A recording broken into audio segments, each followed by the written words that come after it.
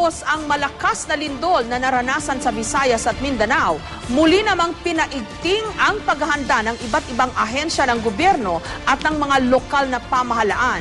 Pero ang tanong ngayon, kakayanin ba ng Metro Manila ang malakas na lindol, lalo pat libo-libo ang nagtataasang mga gusali rito? May report si Lay Alvis. Ayon sa Quezon City Public Order and Safety, aabot sa mahigit 700 kabahayan ang maaaring maapektuhan sakaling magkaroon ng malakas na pagyanig dito.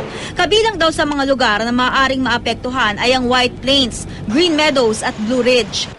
Ang lungsod ng Marikina may sistema na sa tuwing may bagyo o malakas ang buhos ng ulan. Kapag malapit ng umapaw ang ilog, otomatiko na ang preemptive evacuation. Nakahanda na rin ang mga equipment pang rescue. Pero iba ang paghahanda sa lindol dahil wala pang teknolohiyang nakatutukoy kung kailan yayanig ang lupa. Isa ang Marikina sa mga lugar na dinadaanan ng West Valley Fault. Nag-order na tayo ng periodical earthquake drill. Hindi lamang sa mismong City Hall, sa mga schools natin, public and private, ganoon din sa mga private establishment natin. Pero identified na nila ang mga open spaces na magsisilbing evacuation centers kung sakasakali. At dahil nga nasa fault line, maagap daw sila sa taunang inspeksyon ng government buildings, mga eskwelahan, mga pribadong gusali at maging ng mga kalsada. Ang aming structure talagang inano namin ng inspection yan, so stable naman. Mahigpit din daw ang Marikina sa pag-issue ng permit. Hindi basta-bastang inaaprubahan ng construction ng mga gusali at mga bahay na malapit sa fault line. Kailangan muna ng clearance mula sa PBOX. Sa mga barangay ng Tumana, Barangka at Industrial Valley dumadaan ang fault sa Marikina.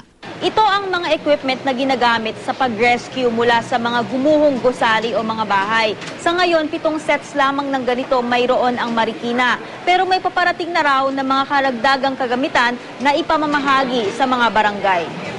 Mahigit 40 kahon ng mga equipment ang ipadadala sa lahat ng mga barangay. Naka-order na rin daw ng mga equipment na kung tawagin ay vibroscope o vibraphone na gamit sa pag-locate ng mga biktima sa ilalim ng guho. Nagkakahalaga ito ng mahigit 2 milyong piso. Pero tig-isa pa lang ang parating. Tapos daw kasi sa budget ang syudad. Meron nga tayong joint project ng National Disaster Risk Reduction Management Council. So, nirequest namin sa kanila, kasi meron silang financial assistance supposed to be sa amin. So, nirequest namin sila ng mga collapse building equipment or tools, ano? So, ito yung mga boxes, ready boxes to, na kayang buhatin ng ating mga rescue operation. Pero aminado silang singhalaga ng mga rescue equipment ang personal na kahandaan. Whistle, flashlight, and compass. Kung nasa ilalim ka man po ng lupa or sa nasa structure, may hirapan ka rin pong mahanap ng rescuer. Tapos, pag ilang araw ka na doon, pwedeng mawalan ka na ng boses. Not unlike meron kang whistle, konting effort lang yung exert mo to whistle, pwede ka nang marinig nung nasa taas. Mahalaga rin daw tandaan ang mga dapat gawin kapag lumindol. Pag earthquake po, syempre unang-una po natin gagawin pag nagkaroon po ng ground shaking is to duck, cover, and hold. Stay dun sa place mo.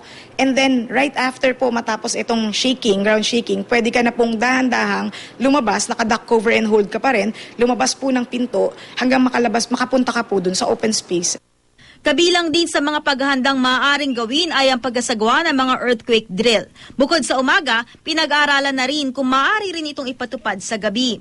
Mas mahirap sa gabi dahil yung posibilidad na brownout,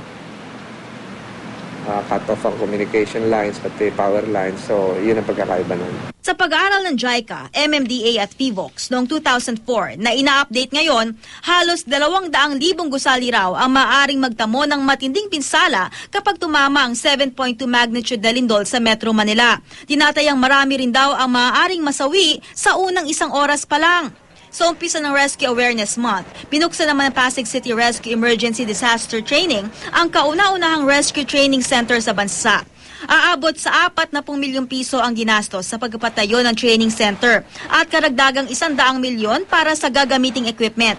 Kanina nagpakitang gilas na ang ilang rescuers sa paggasagawa ng ilang drill. Bukas ito para sa iba't ibang rescue outfit para madagdagan ang kanilang training. Sabi naman ng DPWH, wala pa naman daw dapat ipagpanik. Tuloy-tuloy daw ang kanilang assessment sa Metro Manila. We continue to assess structural integrity of public buildings. Depende sa epekto kasi at saka behavior nung generator, no?